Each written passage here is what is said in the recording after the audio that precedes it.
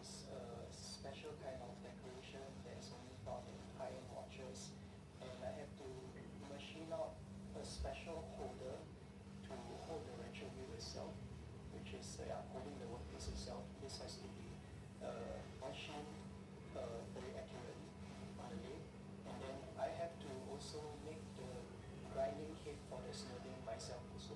That's quite remarkable. You're not just making the watches, but you've got to make the tools to make the watches. Yes. My goodness. Yeah. Have you always been a very hands-on kind of person? Because, in fact, this is what makes this journey even more special. You have a day job, right? This is kind of like your after office hours passion, right? You are a biomedical, you're in biomedical research in your day job, right? Have you always been very good with? I mean, your day job doesn't require you to use a lot of tools the way your watchmaking passion does, right? Have you always been very good with your hands?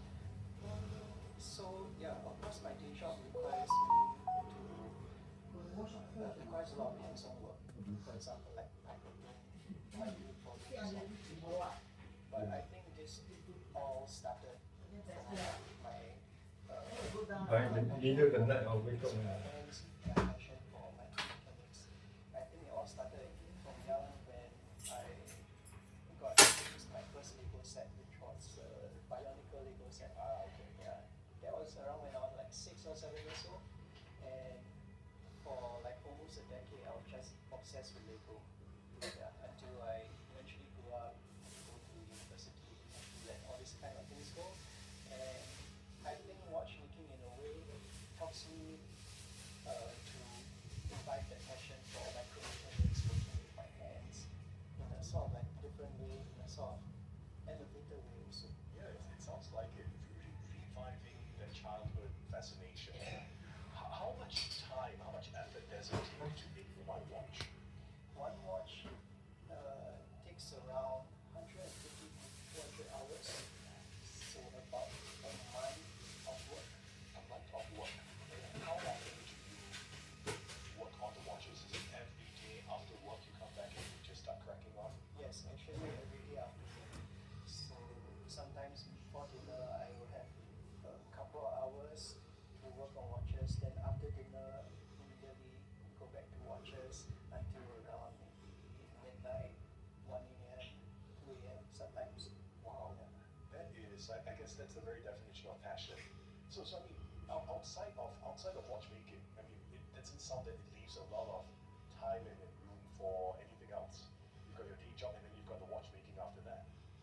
Yeah, well, sometimes maybe once every fortnight I try and make time to play basketball with my friends. Okay. Yeah, and during the weekends I reserve the time to spend with my family and spend with my girlfriend to sort of like keep me grounded. Yes, yes. In fact, I understand that your girlfriend has a very special role to play in this journey as well. When you first started the company, it was pretty challenging, right? Give us a sense of what those challenges were and how instrumental she's been in your journey. Well, when I first started this company, I had absolutely no direction. I didn't know what I wanted to do. Yeah, and it was just me alone doing watches, just making watches. And when the company started to, when I started to have a clear idea of what I wanted this company to be, when I started launching timepieces, she helped me manage my schedule. She helped me do the PR, helped me clean up my workbench. Yeah, even though she doesn't know how to make watches herself, she does what she can to support me with her own strengths. Yeah. What was the initial reception from the community of watch collectors when you first launched the brand? So I first launched my collection, the Launch Watch One collection, at the end of April. And when I launched it, I was sort of being cheeky. I didn't build up any marketing hype for it. I tried to keep everything secretive, and I just launched it like that. I just posted a short video and a picture, and I thought everyone would get it, because to me, I know reality, I was probably the only one that understood the value of it, and not a lot of people did. So I had absolutely no sales for around a month. But I met someone, his name is Malcolm. He used to do uh, advertising slash marketing for certain big brands, and he told me post videos of the watchmaking process so that your customers can see what actually goes behind the scenes. Yeah, and he told me one post, one reel a day on Instagram. Right. Yeah, so I did that. I listened, I obeyed, and yeah, and my follower count started growing exponentially. I started getting sales inquiry, and I was selling around a watch every week. Really? A watch every week. Okay. So this is where we get to the numbers now on your website. Your watch, and this is the limited, your very first launch, right? It's a limited edition run of how many? 12 pieces. Just 12 pieces, and it's all sold out already. And the buyers of these watches are from where? Well, all over the world really. So about half in Singapore. I have a few in the United States, Canada, Europe, and Australia. Right. And the price tag for one of these watches, limited edition? It's 6,498 Singapore dollars. Okay. Were you? I mean, when we think of such a price tag, right? That's kind of like that's in luxury watch territory, right? Why do you believe your watch commands this price? I think it's more of because I know the amount of effort that goes into it, and I know that in each piece I give 110% effort. It is literally almost perfect, yeah, to me. And okay, so most watchmakers they will use a loop, which is sort of like a magnifier eyepiece, yeah. And those are probably around one of the mill one is around 3 to 4 times magnification. A very high end one maybe go to 12 times.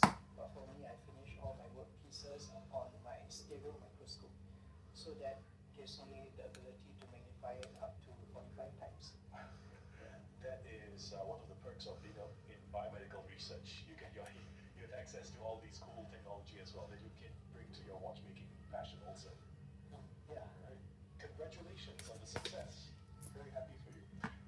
We're speaking today to Tristan Ho, one of Singapore's very few watchmakers. He makes the watches himself, most of the pieces, and his company just launched a couple of years ago, Loft Watches. When we continue in just a little while, Tristan shares with us more about this journey, the highlights of this journey, and of course the most valuable lessons in that letter to his younger self. Stay with us on CNA 938. Entering the ring is Pizza Hut's Kickin' Green Curry Pizza. Grease your taste buds. Our pizza's just got a Thai glow up. Bold, shareable, and full of big kick energy. Enjoy a regular for $12.90 or a large for $18.90 till 21st September. Plus, savor other Thai-inspired specials like Tom Yum Milks, green curry baked rice, and choco banana tarts. The Kickin' Green Curry Pizza. Flavor so bold, it kicks. Order from Pizza Hut now. Witnessed an accident? Saw something unusual or interesting and caught it on camera? Share with us what you see. Tell us about it through cna.asia, Telegram, Facebook, and our CNA app. Go to cna.asia/eyewitness for more details. See it, report it. Contribute to CNA Eyewitness, because your tip-off matters. This is CNA 938. Understand Asia. Good evening. It's 8:30. The news on CNA 938 with me, Joel Chua. The construction sector has recorded its lowest annualized injury rate in a decade during the first half of this year. A total of 76 fatal and major injuries were reported, down from 81 cases in the same period last year. Industry players are working to maintain the momentum with new efforts such as site walkabouts and refreshed safety guidelines underway. Hanif Amshah spoke with the president of the Real Estate Developers Association of Singapore, Tan Swee Yao, in this report. Sharp edges along glass panels can cause injury, especially among children, who may run their hands across the top. An updated safety guideline suggests that a metal capping be installed to prevent injuries. The latest guideline incorporated the latest codes as well as new changes like technologies, procurements, and so on. But more importantly, we have incorporated and enlarged the library of the 50 case best practices so that we can all share and bring this into a very practical and useful manner. With major projects like Changi Airport's Terminal 5 taking shape, such guides aim to make the construction process and building design safer. A month-long effort will also be rolled out, spurring firms to conduct a walkabout at their project sites to identify hazards and reinforce safety practices. Some developers have already deepened efforts to better protect workplace safety and health, or WSH. Capital and Development is offering contractors incentives of up to 30,000 Sing dollars if they keep up stellar safety standards.